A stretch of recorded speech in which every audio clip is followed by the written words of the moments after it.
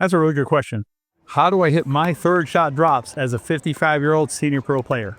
Give me about 10 minutes and I'll teach you how to hit better third shot drops, particularly if you're a senior player. Let's get into it.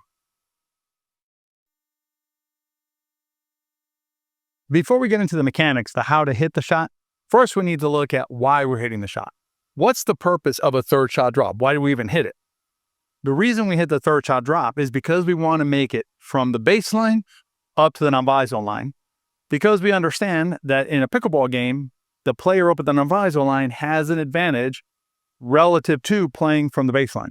And the third shot drop is the shot that we hit to accomplish that objective. With the clear objective of our third shot drop, which is to allow us to move from the baseline up to the non-buy zone line, we can come up with two characteristics that define the shot that we're looking for with every third shot drop. Number one, we don't want to miss it. If we miss our third shot drop, rally's over, no chance of making up the non-buy zone line. And number two is we want to buy time. We need to give ourselves as much time as possible to be able to take up as much space as we can on every drop. The way we do that is by hitting our third shot drop slower. Let's compare two third shot drops to see which one gives us more time to move forward through the transition zone. The first one I'm going to hit is the type of third shot drop that a lot of amateur players hit.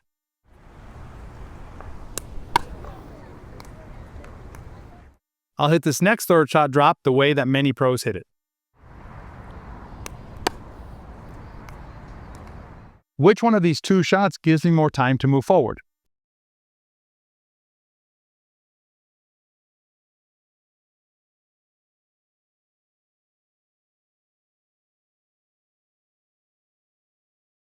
It's the second one. It's the slower, easier hit, higher arcing shot that'll give me more time to move forward through the transition zone.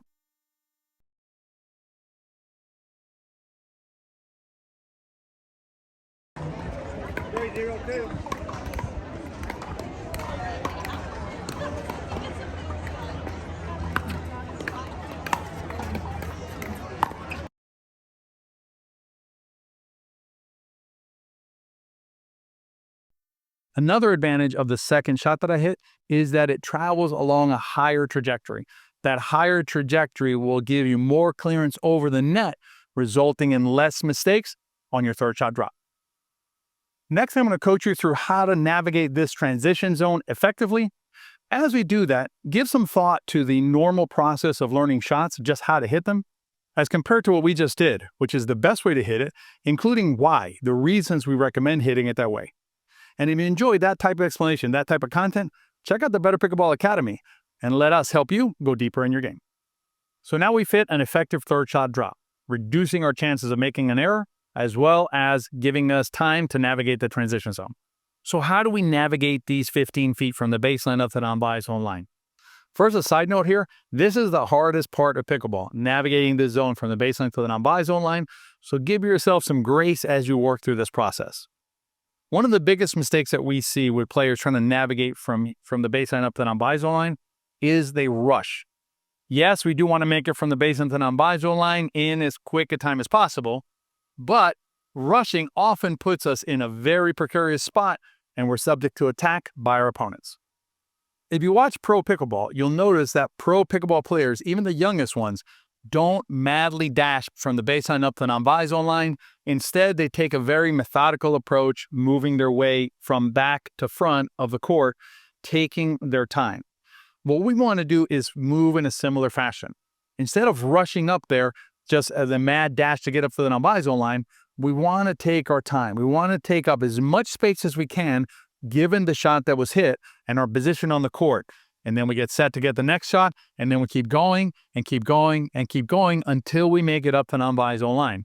We are not in a rush in this process. There is no clock, no timer that we have to comply with. Keep on hitting the third shot drop from tip number one and avoid rushing through the transition zone. A fair question is, when do I stop? You want to stop when you see your opponents getting ready to hit the ball. You cannot wait until they hit the ball to stop. That'll be too late. You need to allow for natural human lag between your eyes, your brain, and then your brain to your body to get all that done.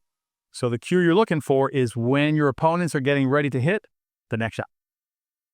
A little side note to 50 plus players like me who are watching this video, as we get older, our reflexes naturally slow down. It's particularly important for us to give ourselves the time that we need to get set to hit the next shot and not get caught rushing through the court as we have to deal with the ball coming our way. The last piece of the puzzle that we need is how do we effectively stop our bodies to get ready to receive the next shot? What we're going to do here is we're going to use a footwork technique called the split step. Now, you're going to see younger players out there playing who are going to do a really big split step like this. They're going to jump into the split step. That is not going to be comfortable as we get older. In fact, I don't jump that way when I split step.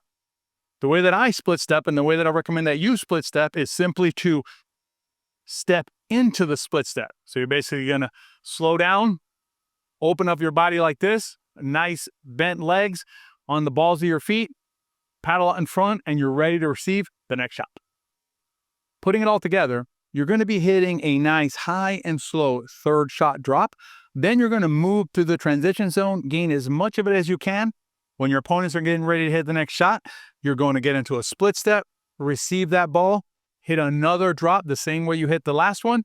You're going to try and move in again. If you see them get ready to hit the ball, you're going to split step again until you make it all the way up to the non-volley zone, which is your goal. It's a pleasure coaching you in this video, and I'll see you next time.